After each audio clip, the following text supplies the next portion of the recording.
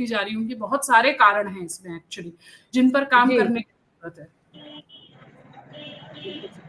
त्रिभुवन जी, आप भी अपना थोड़ा सा परिचय दे दें यहाँ, ताकि बाकी सदस्य भी आपसे परिचित हो जाए। जी नमस्ते, त्रिभुवन शर्मा मेरा नाम है, झारखंड के गुमले जिले का निवासी हूँ। बाल संरक्षण के मुद्दे पे काम करते रहा हूँ पिछले 15 वर्षों से, और प्रशिक्षण एक मेरा क्षेत्र रहा है। और नवजात शिशु के मुद्दे पे जब ये काम शुरू की तो मुझे लगा कि इस क्षेत्र में भी ध्यान देना चाहिए, और तब से मैं इनके साथ में जुड़ा हुआ हूँ। जी त्रिभुवन जी चाइल्ड वेलफेयर कमेटी के मेंबर भी रहे, गुमला में रहे हैं ना? जी जी जी। दीप जी, आप अपने बारे में थोड़ा सा बता दो। अगर आप सब अपने फोन को इस तरह से रख लेंगे तो सही हो जाएगा, मतलब इसमें ठीक चल जाएगा, क्योंकि रिकॉर्डिंग भी मैं कर रही हूँ इसके साथ साथ मीटिंग की। हाँ, ये ठीक है दीप जी। जी नमस्कार सभी लोगों को। मैं दीप सिंह कुशवाहा विदिशा मध्य प्रदेश से हूँ। मैं दैनिक भास्कर में सब एडिटर रहा हूँ, छत्तीसगढ़, बिलासपुर और भोपाल में। इसके बाद 2019 से मैंने काम छोड़ दिया है। इसके साथ में मैंने छोटी सी कपड़े की दुकान खोल ली है, और साथ में मैं बेटी बचाओ आंदोलन के लिए मैंने एक पहल शुरू की है।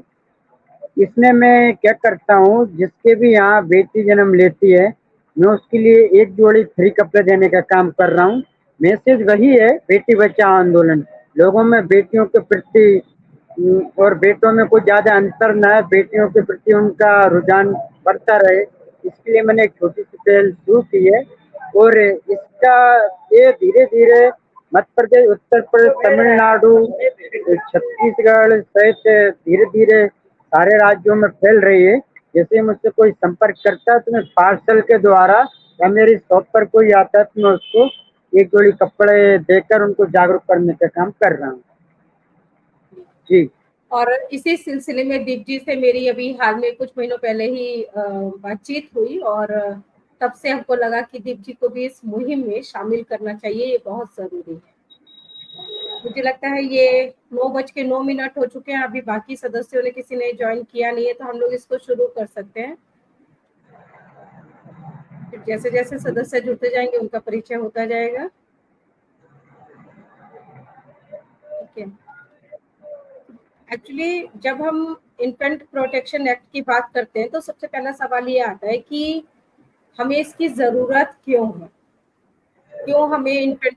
देश में अभी बहुत सारे लॉज हैं जो बच्चों को प्रोटेक्ट करने के लिए, महिलाओं को प्रोटेक्ट करने के लिए। बच्चों के लिए सबसे बड़ा ये जुवेनाइल जस्टिस एक्ट आ चुका है। इसके अलावा अगर हम उनके सेक्सुअल अब्यूज की बात करें तो का एक्ट आ चुका है। उसके बाद हम एक और एक्ट पीसीपीएनडीटी पहले से ही है हमारे पास, जो कोर्ट के बच्चे की बात कर रहे हैं। फिर हम एक और नए एक्ट की जरूरत क्यों है? एक्चुअली हम जब मुद्दे को स्पेसिफिक होके देखते हैं ना, तब हमें लगता है कि जिस पर हम लोग काम कर रहे हैं या आपस में एक दूसरे से जुड़े हुए हैं, इस पर कोई स्पेसिफिक एक्ट अभी तक नहीं है। फिर जब ये घटनाएं शुरू हुई थी, मतलब मैंने इसको रिकॉर्ड करना शुरू किया था, तो जब भी बच्चा मिलता था तो कहा जाता था कि भ्रूण, मतलब सोसाइटी को या कहीं की जो अथॉरिटीज हैं जिनको प्रोटेक्ट करना है इन बच्चों को, वो लोग भी डिफ्रेंशिएट नहीं कर पाते थे कि एक भ्रूण क्या है, बच्चा क्या है। देख रहे हैं कि पूरा जीता जागता बच्चा है, उसके मतलब हाथ पैर है। ये स्थिति आमतौर पर तब आती थी जब बच्चों की डेड बॉडीज मिलती थी, और पालोना ने काम भी तभी शुरू किया था जब एक बच्चे की डेड बॉडी मिली थी। तो हमारे पास जो दो पहले मेन जो इशू आए जिस पर काम करने की जरूरत थी, वो था इन्फेंटिसाइड और अबंडनमेंट, बच्चे की हत्या करना और बच्चे नवजात शिशु को कहीं भी छोड़ देना। लेकिन इन सालों में देखा कि दो और सब्जेक्ट है जिन पर काम करने की उतनी ही जरूरत है, जो कि नवजात शिशुओं से जुड़े हुए हैं, जिसमें एक है बॉर्न अलाइव बेबीज का, वो बच्चे जो अबॉर्शन से बच जाते हैं लेकिन फिर जो इन्फेंटिसाइड का शिकार हो जाते हैं। ऐसे बच्चों के लिए हमारे यहाँ मेडिकल एक्ट में भी कुछ नहीं कहा गया है, लॉ में कुछ नहीं कहा गया, और इसके बारे में तो शायद ये टर्म भी भारत के 90-95% लोगों को मालूम भी नहीं होगा कि बॉर्न अलाइव बेबीज क्या होते हैं या अबॉर्शन सर्वाइवर बेबीज क्या होते हैं। तो उनको भी इसमें लाने की जरूरत है। और आप सभी, क्योंकि जो पालोना के स्टेट ग्रुप हैं उनसे जुड़े हुए हैं, तो आप एक और चीज नोटिस कर रहे होंगे कि हाल के दिनों में नवजात शिशुओं को खरीदने की, बेचने की, उनको किडनैप करने की घटनाएं बहुत ज्यादा संख्या में बढ़ी हैं। और अब ऐसा नहीं है कि कोई इक्का दुक्का आदमी बच्चों की चोरी कर रहा है या किडनैप कर रहा है उनको। अब ये पूरे पूरे रैकेट्स हैं, पूरे गैंग हैं। इस 2024 में ही नॉर्थ से लेके साउथ तक कितने सारे गैंग्स को एक्सपोज किया गया है, पुलिस के द्वारा पकड़ा गया है। तो लगा कि इसको भी इन्फेंट प्रोटेक्शन एक्ट के दायरे में लाने की जरूरत है। वो इसलिए कि जब हम ह्यूमन ट्रैफिकिंग की बात करते हैं तो अक्सर लोगों का जो ध्यान है, या जो एक्टिविस्ट है उनका ध्यान भी जो जाता है वो चाइल्ड लेबर पर जाता है, बॉन्डेड लेबर पर जाता है, या सेक्सुअल ट्रेड में जिन लोगों को या खासकर लड़कियों को डाल दिया जाता है उन पर जाता है। तो ये बड़े बच्चों की बात करते हैं, बड़ी लड़कियों की बात करते हैं, बड़ी महिलाओं की बात करते हैं। और रिसेंटली मैं एक रिपोर्ट पढ़ रही थी तो उसमें बताया गया था कि ये जो ह्यूमन ट्रैफिकिंग है इसमें आदमियों को भी उतना ही अब शिकार बनाया जाता है। लेकिन इसमें नवजात बच्चों की बात कोई नहीं कर रहा, जिनको बेसिकली के लिए किडनैप किया जा रहा है, या फिर उनके ऑर्गन ट्रेडिंग के लिए भी मैंने कहीं पढ़ा है कि ऑर्गन ट्रेडिंग के लिए उनका इस्तेमाल हो रहा है, या उनकी स्किन का इस्तेमाल होता है और वो विदेशों में बेच दिया जाता है उनकी स्किन को, कुछ स्किन क्रीम्स या प्रोडक्ट्स बनाने के। तो हमें लगा कि इन चारों चीजों को इस इन्फेंट प्रोटेक्शन एक्ट में हमें शामिल करने की जरूरत है। हमारे सामने जब इस पर काम करने की बात आती है तो जो 4 चैलेंजेस हमें महसूस हो रहे हैं वो है, पहला, केसेस बहुत ज्यादा बढ़ रहे हैं, वो चाहे कोई भी हो, इन्फेंटिसाइड हो, अबंडनमेंट हो, या फिर ये जो ट्रैफिकिंग, इन्फेंट ट्रैफिकिंग की मैं बात कर रही हूँ ये हो, इन सभी की घटनाएं बहुत ज्यादा बढ़ी हैं और डेली रिपोर्ट हो रहे हैं, और एक एक दिन में कई कई घटनाएं भी रिपोर्ट होती हैं। सभी क्योंकि हम अपने ग्रुप्स में भी शामिल नहीं कर पाते हैं, नहीं शेयर कर पाते हैं।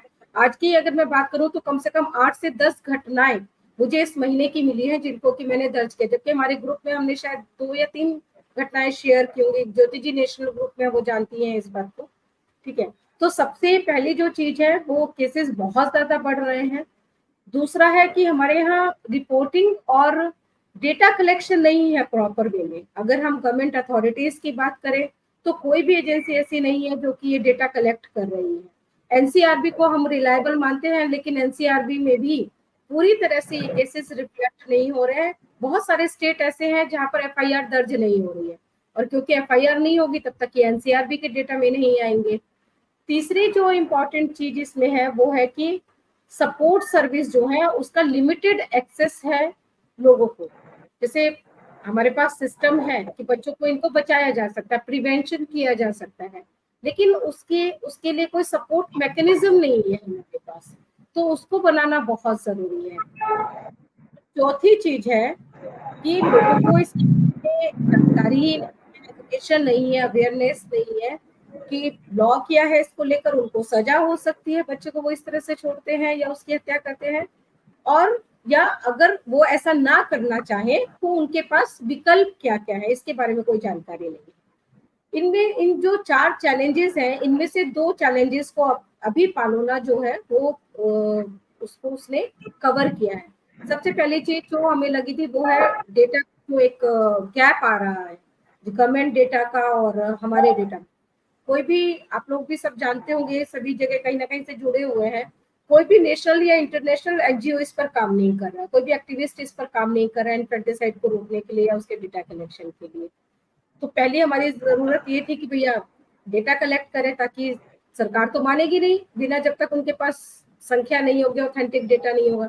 तो हमने इसका डेटा कलेक्ट करना शुरू किया 2015 से, और फिर जब लगा कि लोग इसके बारे में जानते नहीं है पर विकल्प है तो हमने अवेयरनेस भी शुरू की। फिर बात आई एडवोकेसी पर, तो हमने झारखंड पुलिस के साथ 15 करीब वर्कशॉप की है, जिसके बाद यहाँ पर चेंज भी आना शुरू हुआ। तो ये 2-3 चीजें हैं जो पालोना ने अभी तक इसको लिया है। अब प्रॉब्लम ये आ रही है कि क्योंकि हमारे पास कोई इसको लेकर एक्ट नहीं है, कोई यूनिफॉर्मिटी नहीं है, तो हो क्या रहा है कि एक स्टेट में केसेस दर्ज हो रहे हैं और दूसरे स्टेट में कोई उस पर ध्यान नहीं दे रहा है। बच्चे अगर डेड बॉडीज के रूप में मिल रहे हैं तो पोस्टमार्टम नहीं हो रहा है, उनको वहीं पर ही दफना देते हैं, डिस्पोज ऑफ कर देते हैं, और अगर जिंदा भी मिल रहे हैं तो भी FIR दर्ज नहीं कर रहे हैं। तो हमें इस एक्ट की जरूरत इसलिए है ताकि पूरे देश के लिए एक लीगल फ्रेमवर्क बनाया जा सके, अथॉरिटीज को भी ये क्लियर हो कि उनको करना क्या है जब इस तरह का केस सामने आए। अगर उनके पास क्लियर कट गाइडलाइंस होंगी, क्लियर कट फ्रेमवर्क होगा, तो उनके लिए आसान होगा इस पर काम करना। लीगल फ्रेमवर्क के बाद हमें देखना होगा कि इसके साथ डिपार्टमेंट्स कौन कौन से जुड़ते हैं। जैसे हेल्थ डिपार्टमेंट है, उसको इससे जोड़ा जा सकता है, WCD डिपार्टमेंट है, वो इससे जोड़ा जा सकता है। लीगल तो जुड़ा ही हुआ है इससे। उसके अलावा जो एजुकेशन डिपार्टमेंट है, अवेयरनेस के पॉइंट ऑफ व्यू से देखें तो उसको भी इससे जोड़ा जा सकता है। तो इस तरह की चीजें हैं वो हमें नहीं होंगी। दिक्कत ये है इसमें कि अगर हम एक स्टेट को रिप्रेजेंट करते हैं, हम लोग झारखंड में इसको कर सकते थे आराम से, कई एक्टिविस्ट हमें यहाँ मिल जाते हैं, हम लोग इसका प्लान करके और पूरा एक खाका खींच के इस एक्ट का वो हम सरकार को दे सकते थे। लेकिन उससे क्या होता कि सिर्फ झारखंड ही उसमें रिफ्लेक्ट होता, बाकी जो इंडिया है वहां पर क्या चीजें हो रही है, वहां पर एक्टिविस्ट के सामने क्या चैलेंजेस आ रहे हैं, वहां ग्राउंड पर क्या स्थिति है, ये पता ही नहीं चल पाता है। तो सबसे पहले तो हमको इसमें सभी स्टेट से कम एक रिप्रेजेंटेटिव रखना बहुत ज्यादा जरूरी है। वो इसलिए भी जरूरी है कि हमें उनके स्टेट में क्या प्रॉब्लम्स है, क्या इश्यूज आ रहे हैं इन चारों समस्याओं को टैकल करने में, ये पता चले, उनके चैलेंजेस पता चले, फिर उन चैलेंजेस को एड्रेस करना पड़ेगा। उसके बाद जब ये सरकार के पास जाएगा तो सरकार को भी ये लगेगा कि भाई इसमें सभी स्टेट्स का रिप्रेजेंटेशन है, ये केवल झारखंड की समस्या नहीं है बल्कि पूरे भारत की समस्या है। इसलिए इसमें सभी स्टेट्स को शामिल करना या उनके रिप्रेजेंटेटिव्स को शामिल करना बहुत जरूरी है। अगर भगवान की क्या बोले कृपा से सरकार इसको लेकर थोड़ा संजीदा हो जाती है और वो इसको एक्ट बनाने की तरफ चलती है और इसको इम्प्लीमेंट करती है, तो फिर वो इम्प्लीमेंट ठीक तरीके से हो रहा है कि नहीं हो रहा है, उसकी मॉनिटरिंग के लिए भी हमको वहां पर एक्टिविस्ट चाहिए होंगे। तो जो शुरू से जुड़े रहेंगे उनके लिए फिर वो मॉनिटरिंग करना आसान होगा। और जब भी ये चीजें होंगी तो इसमें सभी का प्रतिनिधित्व, मतलब जो भी जुड़े हुए हैं इसमें, उन सबको वहां पर रहना होगा। अगर फिजिकली मीटिंग होती है तो फिजिकली अपीयर रहना जरूरी होगा वहां पर, ताकि सरकारों पर एक प्रेशर बने। दूसरा कि जब जैसे जैसे चीजें आगे बढ़ेंगी और आगे हम लोग एक एक पर्टिकुलर टॉपिक को लेकर चलेंगे, उस पर डिस्कस करेंगे, तो फिर वो अपने स्टेट में भी उसको लेकर कुछ इनिशिएटिव ले सकते हैं, जैसे कि वहाँ के MPs को मिलना, वहाँ के MLAs को मिलना, या वहाँ के CM से मिलने की कोशिश करना, वहाँ और एक्टिविस्ट को जोड़ना, ताकि वहां से एक बुलंद आवाज इसके लिए निकल सके। तो सभी स्टेट से जब इस तरह की चीजें सभी स्टेट्स में होंगी, सभी स्टेट से निकल के आएंगी, तो फिर तब जाके सरकारों को लगेगा, चाहे वो स्टेट गवर्नमेंट हो चाहे वो सेंट्रल गवर्नमेंट हो, कि भाई इसकी जरूरत है और ये इन्फेंट प्रोटेक्शन एक्ट हमें लागू करना होगा, या हमको इसको इंट्रोड्यूस करना। लागू करना तो खैर अभी बहुत बात की बात है, सबसे पहले वो इसको इंट्रोड्यूस तो करें। सभी अलग अलग फील्ड से हैं, ज्योति जी जैसे लॉ भी कर रही हैं अभी, तो मुझे लगता है अगले 1 आध साल में ज्योति जी फुल फ्लैश्ड लॉयर भी हो जाएंगी। तो हमें इस लॉ की, इस एक्ट की ड्राफ्टिंग के लिए लोग के एक्सपर्ट्स चाहिए होंगे, हेल्थ डिपार्टमेंट्स के एक्सपर्ट चाहिए होंगे, जो WCD मिनिस्ट्री के साथ क्लोजली काम कर चुके हैं या जिनको उसके बारे में पता है, उसको कैसे इसमें हम लोग शामिल कर सकते हैं, इस एक्ट में कहाँ शामिल कर सकते हैं, कैसे कौन सी स्कीम को इससे जोड़ा जा सकता है। इसके लिए जो WCD के साथ काम कर चुके हैं उनकी जरूरत होगी हमें। तो इसलिए हम चाहते हैं कि सभी राज्यों के रिप्रेजेंटेटिव्स इसमें शामिल हो, एक हम बनाए, एक कमेटी हो जो इन्फेंट प्रोटेक्शन एक्ट की ड्राफ्टिंग से लेकर फिर उसको प्रपोज करने तक, सरकार से मिलने तक, उसको लेकर उसको इम्प्लीमेंट करवाने के लिए प्रेशर बनाने तक, और उसके बाद उसकी मॉनिटरिंग तक काम करे। अब ये काम बहुत कमिटमेंट मांगता है, बहुत डेडिकेशन मांगता है और समय मांगता है। हर दिन या हर हफ्ते तो पॉसिबल नहीं होगा इसको करना, लेकिन कम से कम हम महीने में एक मीटिंग करें तो उसमें जरूर शामिल हो, पहले से सबको पता हो कि भैया ये टाइम है। किसी को अगर कोई दिक्कत हो उस टाइम को लेकर, उस डेट को लेकर, तो वो भी पहले से उसके बारे में बता दे ताकि उसको रीशेड्यूल किया जा सके। ये बहुत ज्यादा जरूरी है। और सबसे ज्यादा जरूरी चीज है कंसिस्टेंसी, कि फिर बीच में ब्रेक ना हो। बीच में ब्रेक होने के बाद क्या होता है ना कि फिर वो चीजें डिरेल हो जाती है, फिर लगता है कि करें नहीं करें। जैसे जितने भी सदस्य आज यहाँ पर नहीं आए, जब तक हम लोग इसको रेगुलर कर रहे थे तो सब इसमें रेगुलर शामिल होते थे, लेकिन अब ऐसा हो रहा है कि हम लोग कोशिश कर रहे हैं पर वो आ नहीं पा रहे हैं, कुछ ना कुछ इशू किसी ना किसी के साथ हो रहा है। तो इसलिए मुझे लगता है कि इसमें हमें इन सब, अभी जो हमारे सामने चैलेंजेस है वो गवर्नमेंट वाला तो बाद में आएगा, सबसे पहले तो पूरी टीम को एक साथ एक मंच पे लाना ही एक बड़ा चैलेंज हो गया मेरे साथ। और एक कोऑर्डिनेटर बहुत जरूरी है। मैं चाहती हूँ कि हमारी जो ये टीम बने, इसमें जो सबसे वरिष्ठ हो, अनुभव की दृष्टि से भी और उम्र की दृष्टि से भी, वो इसको लीड करे, मतलब वो इस कमेटी के हमारे चेयरपर्सन बन जाए। और एक कोऑर्डिनेटर हो जो मीटिंग शेड्यूल और ये सब करे। ड्राफ्टिंग को लेकर हम लोग कुछ इसमें सेलेक्ट कर देंगे, जो भी इसमें विलिंग हो वो तो बहुत ही अच्छा है, अगर वो वॉलेंटियर करे कि भाई हम इसकी ड्राफ्टिंग पर ध्यान देते हैं। लेकिन अगर ऐसा ना हो तो फिर हम लोग सेलेक्ट कर सकते हैं कि भाई कौन इसकी ड्राफ्टिंग में कौन सा पार्ट इसमें लिखेगा या कैसे करेगा। Over to you.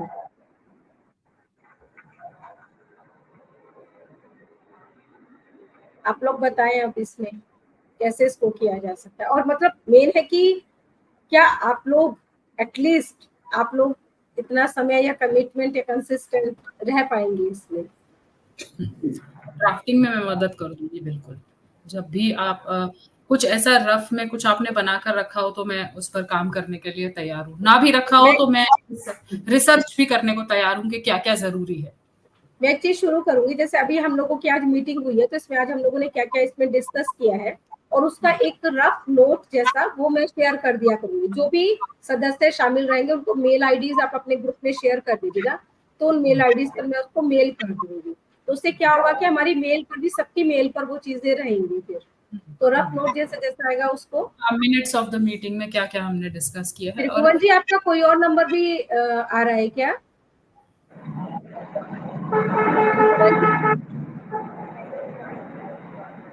त्रिभुवन जी आवाज पहुंच रही है?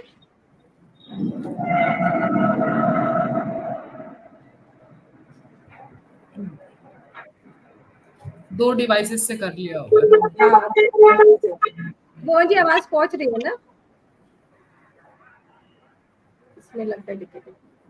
हाँ, तो ये एक ना जैसे रफ नोट में हर बार एक बना के वो शेयर कर दूंगी। उसमें जो भी मान लीजिए नेक्स्ट टाइम जब भी हम उसकी मीटिंग करेंगे तो उसमें उसको क्या क्या प्रॉब्लम्स कहाँ है या क्या उसमें एडिट होना है क्या नहीं, ये तो हम लोग व्हाट्सएप पर भी ऐसे कर सकते हैं। और इसके अलावा जो मीटिंग रहा करेगी उसमें मेन पॉइंट के रूप में जो भी चेंज करना है वो करके फिर जो रिवाइज्ड उसका ड्राफ्ट हुआ करेगा वो नेक्स्ट मीटिंग में उसको क्लियर कर देंगे। तो उससे क्या हमारी ड्राफ्टिंग भी साथ साथ होते चली जाएगी उसको लेकर। इस एक्ट में क्या रहना चाहिए वो सजेशन भी लोगों से लेना जरूरी है। जी, तो वही मैं पूछ रही हूँ कि इसको कैसे हम लोग कर सकते हैं। क्या हम लोग इसको पब्लिक प्लेटफॉर्म पे जैसे फेसबुक वगैरह पे लेकर आए कि भाई हम लोग इस तरह से कुछ कर रहे हैं, अगर आप विलिंग है तो इससे जुड़े, या अपने सजेशंस देना चाहते हैं तो वो सजेशन ये दे कर सकते हैं, ये कर सकते हैं। एक तो मेरे इसका एक मुझे लगता है कि एक तो इसका प्राइमरी नोट शीट, एक नोट ब्रीफ हम लोगों को पहले बना करके जारी करना चाहिए, ताकि लोगों को जो एक्टिविस्ट और भी लोग काम करते हैं उनके पास प्राइमरी लेवल पे एक बार पहुंचे विषय। जी तो जरूर। उससे क्या सजा होगी कि जो लोग काम करते हैं अन्य मुद्दों पे, इन मुद्दों को और ज्यादा समझना चाहते हैं, उनके भी कुछ कमेंट्स आएंगे और उनको जोड़ने में सुविधा होगी।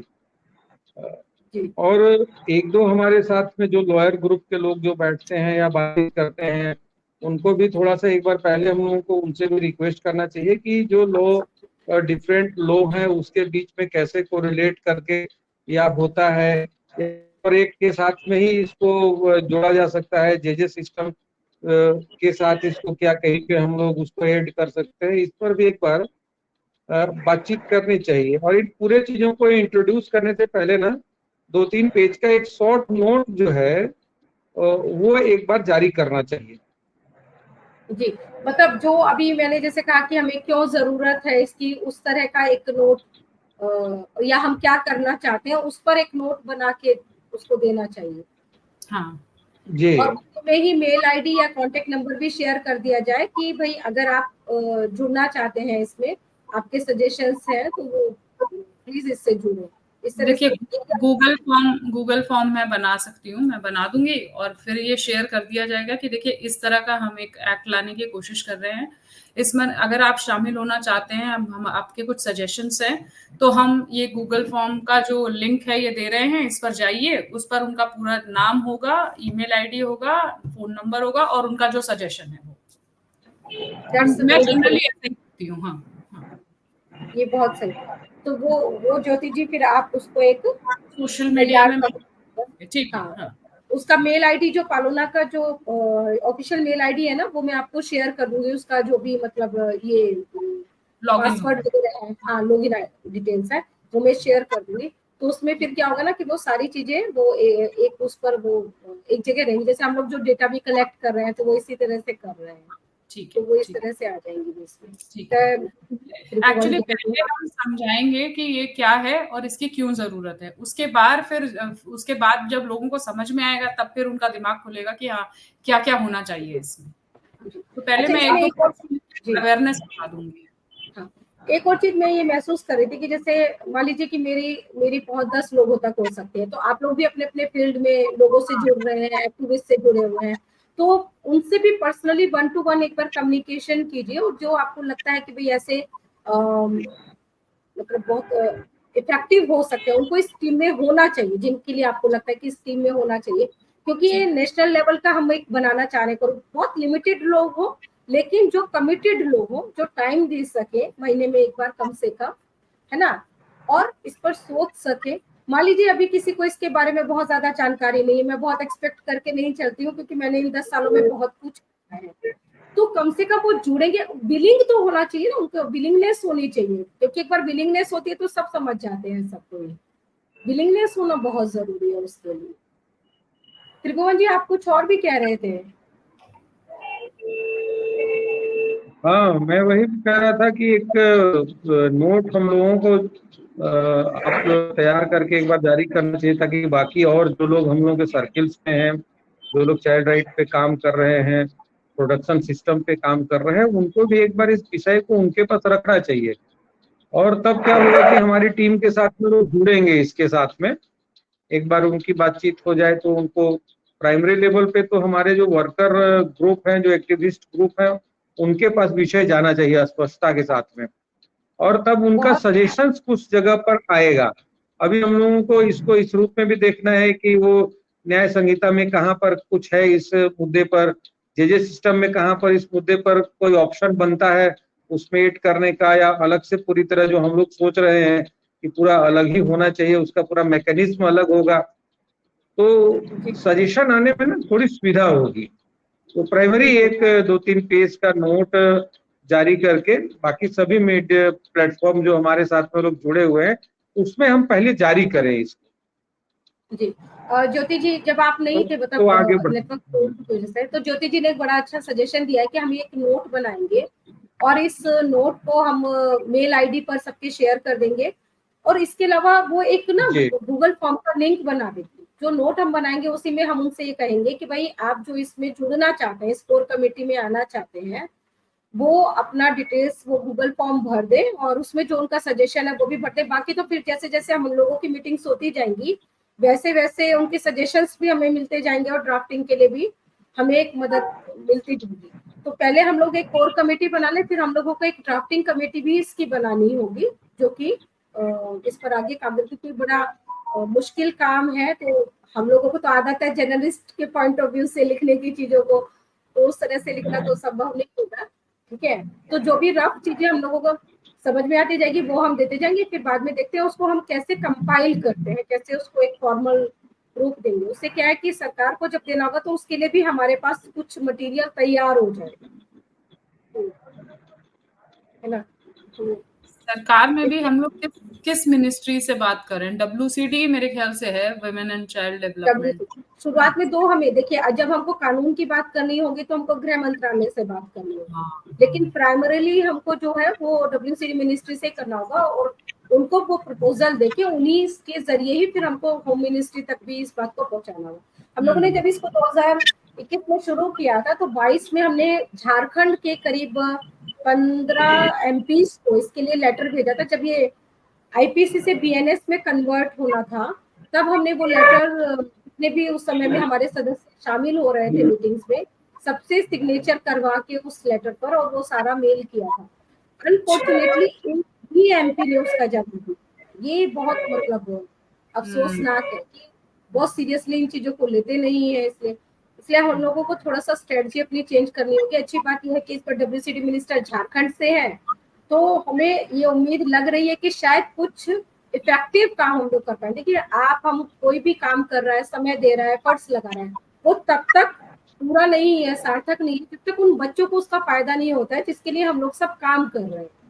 तो प्राइमरी जो है तो उन बच्चों को उसकी वो पहुंचनी चाहिए, उनकी जिंदगी में थोड़ा सा तो बदलाव आना चाहिए ना, प्रिवेंशन पे कुछ तो काम होना चाहिए।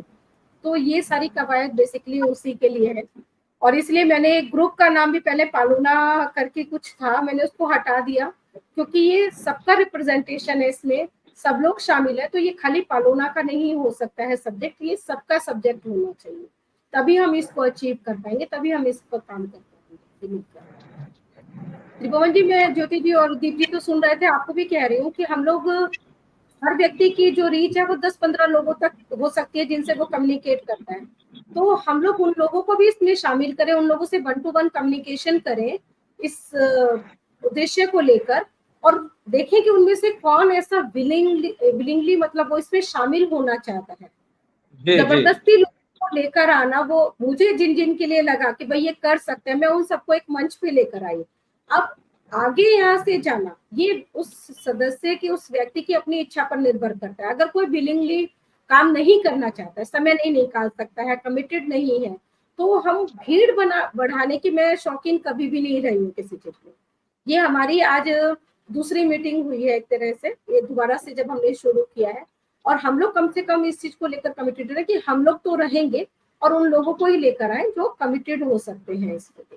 तो आप लोग भी अपने अपने सर्किल में इसको लेकर बात करें, और किसी भी विचारधारा को, पॉलिटिकल विचारधारा, इस पे कोई भी कंस्ट्रेंट नहीं होना चाहिए, कोई भी विचारधारा का हो, लेकिन जो कोर इशू है इसका कि वो बच्चों के लिए काम कर, तो पर्सनल जो भी लाइकिंग्स है, डिसलाइकिंग्स है, वो सब इस चीज में कहीं पर भी नहीं आना चाहिए। ये मेरा अपना मानना है। बाकी आप लोग बताएं कि इस तरह से हम लोग कर सकते हैं कि नहीं कर सकते हैं, क्योंकि जरूरी नहीं है कि हम लोग पॉलिटिकली या किसी और वजह में या किसी मुद्दे पर भी मान लीजिए हम लोग सब एक प्लेटफॉर्म पे हो, ऐसा जरूरी नहीं है। नहीं, राजनीतिक विषय तो आना भी नहीं है। राजनीतिक तो व्यक्तिगत रूप से सारे लोगों की अपनी अपनी धारणाएं और अपने अपने क्षेत्र हैं, लेकिन मूल रूप से हम लोग जो भी बातचीत कर रहे हैं या जुड़े हैं तो बच्चों के मुद्दों पर ही जुड़े हैं, और बच्चों के मुद्दे पे जुड़ने वाले लोग हैं तो उनसे ही बातचीत करेंगे। और अब कम से कम जो लोग बच्चों के क्षेत्र में काम कर रहे हैं उनके बीच में अस्पष्टता है कि हमको क्या करना है। हमको उन लोगों को अपने साथ जोड़ना है जो वाकई में चाहते हैं कि इन्फेंट एक्ट जो हम लोग चाह रहे हैं कि उसके प्रोटेक्शन के लिए बने, तो वैसे जो लोग विचारधारा वाले जुड़ेंगे उनको जोड़ करके आगे बढ़ाते जाएंगे टीम को। ऐसा हो सकता है। कुछ राज्य से बाहर के राज्यों से है तो उसमें केवल ध्यान हम लोग को देना है कि हम लोगों को एक तो जो लॉयर ग्रुप है उसमें 2-4 लोगों के साथ में बातचीत करना पड़ेगा जो थोड़ा ज्यादा इन सब चीजों से जुड़ करके, क्योंकि स्क्रूटनाइज करने का मामला आएगा आगे चल के जब आप किसी लेवल पे डिस्कशन करेंगे, तो स्पष्टता भी होनी चाहिए। क्वेरीज जो होंगे उस पर भी बातचीत करना चाहिए कि आखिर इतना कुछ होने के बाद में इस लॉ की क्यों जरूरत पड़ेगी। पूरा एक स्ट्रक्चर आएगा, तो उस स्ट्रक्चर को कन्विंस करने के लिए भी हम लोगों को भी इतना स्पेस कहीं पे छूटे नहीं, तो उस पर भी गहनता से थोड़ा अध्ययन करने की जरूरत है। तो वैसे लोग भी जोड़े जाएं, तो हम लोग सब लोग जुड़े हुए हैं, तो एक बार प्रयास करें कि जो इन सब क्षेत्रों में काम कर रहे हैं उनसे बातचीत करना पहली प्राथमिकता हो और उनको जोड़े पहले हम लोग। अगली बैठक तक में थोड़ी लंबी कर सकते हैं कि जो हम लोग ये मीटिंग कर रहे हैं इसको, वैसे तो आज भी मैं इसको लेकर रिकॉर्ड कर ही रही हूँ, लेकिन काफी लेट मैंने इसको शुरू किया था। नेक्स्ट टाइम से जब भी हम लोग हम ये मीटिंग करें, इसकी रिकॉर्डिंग हम लोग पालना वाले चैनल पे, या अगर आप लोग, मैं ये इंडिविजुअली भी आप इसको रिकॉर्ड कर सकते हैं, वो अपने अपने उस पर भी डालना चाहे तो डाल सकते हैं। तो क्या हम लोगों को ये डालनी चाहिए या नहीं डालनी चाहिए रिकॉर्डिंग इस तरह की?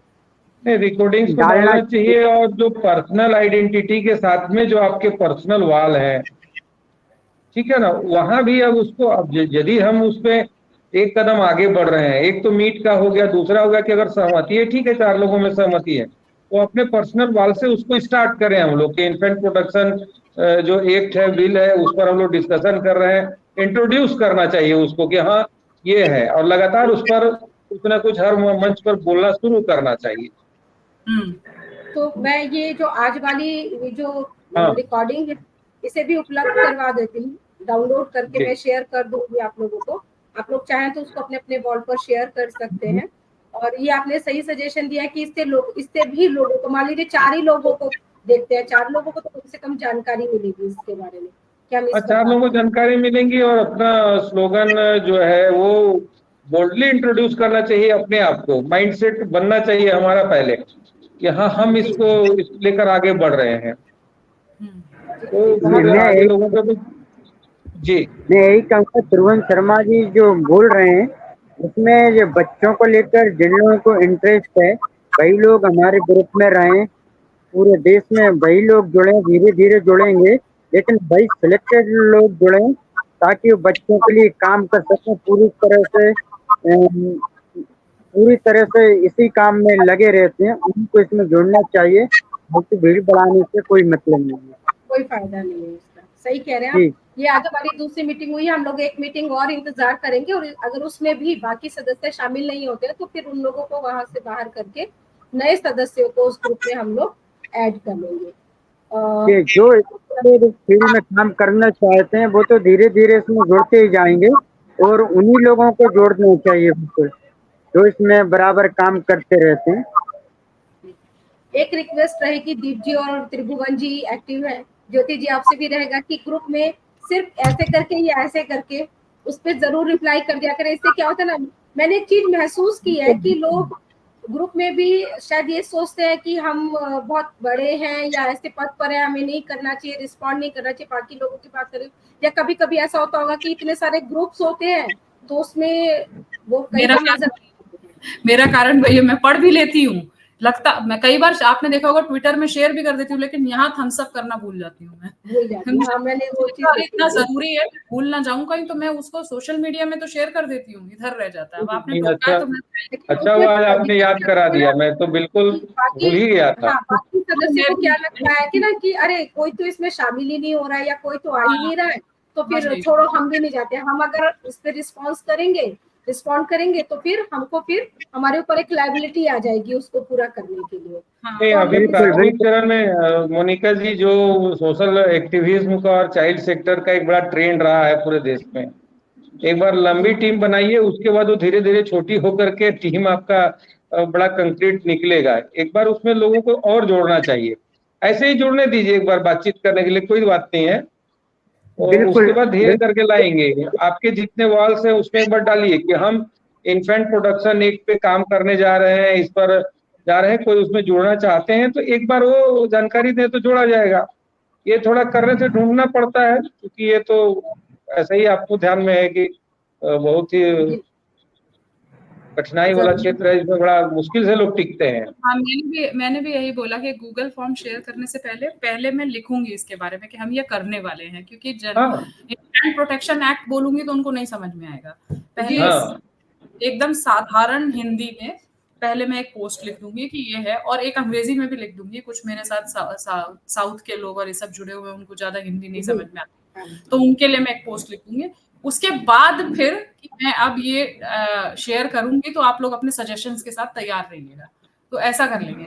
और कुछ लोग जब आप करेंगी ना ज्योति जी, जब आप करेंगी तो उसमें आप हम लोगों को और पालोना को भी टैग कर दीजिएगा ताकि उसको वहां शेयर किया जा सके। फिर और जिनको मैं पर्सनली जानती हूँ जो इस पे काम कर सकते हैं, उनको तो मैं पर्सनल भेजूंगी और कॉल भी करूंगी कि ये हम काम करने वाले हैं, तो हमारी हेल्प करिएगा। जो आपने कहा ना क्लोज लोग जो है 5-10 लोग तो होंगे ऐसे मेरे जानने में। हाँ, शॉर्ट नोट में ना कुछ बुलेट पॉइंट्स में भी बना सकते हैं हम लोगों की, बच्चों की ये स्थिति है, यहाँ पर उनको कोई सुविधाएं नहीं मिलती है, उनकी दयनीय स्थिति आ गई है, इतनी संख्या हो गई है, इसलिए इन्फेंट प्रोटेक्शन एक्ट आना चाहिए, इस पर हम लोग को आगे बढ़ना चाहिए। ये करके हम लोग सारे वाल्स में डालें, और जो सोसाइटी एनजीओ के हमारे ग्रुप हैं, कई ग्रुप्स हैं हमारे पूरे देश भर में ना, हर इस राज्य में 5-6 ग्रुप है, नेटवर्क हैं, तो हम लोग उस नेटवर्क में भी डालेंगे। मैं भी 2-3 नेटवर्क के साथ में लगातार जुड़ा रह रहा हूँ, तो उन लोगों के बीच में भी डालेंगे हम लोग कि इस पर आप लोग एक बार बातचीत कीजिए, और अगर लगता है आगे बढ़ना है तो थोड़ा जुड़ना चाहिए। मुझे लगता है कि ना मैं इसमें ना ज्योति जी एक काम करती हूँ कि इन्फेंट प्रोटेक्शन एक्ट के नाम से एक अलग ही मेल आईडी इसमें क्रिएट कर देती हूँ, वो जो कि इसी पर स्पेसिफिकली काम करेगा, इस एक्ट के लिए ही उसमें सारा कम्युनिकेशन होगा, और उसी में ही कॉन्टेक्ट नंबर भी दे दिया जाएगा। कॉन्टेक्ट नंबर एक तो मैं पालोना का ही दे दूंगी, अगर कोई और नंबर भी आप लोग देना चाहें तो वो आप दे दीजिए, ताकि उस नंबर को भी उस मैसेज में जो नोट हम लोग बना रहे हैं और जो ग्रुप्स में हम लोग और अपने सोशल मीडिया प्लेटफॉर्म्स पे शेयर करेंगे, उसमें वो मेल आईडी और वो कांटेक्ट नंबर्स हम लोग दे सकें। तो आप लोग अगर कोई और नंबर देना चाहें, अपना कोई नंबर देना चाहें, तो वो भी आप शेयर कर दीजिएगा व्हाट्सएप वाले ग्रुप पर।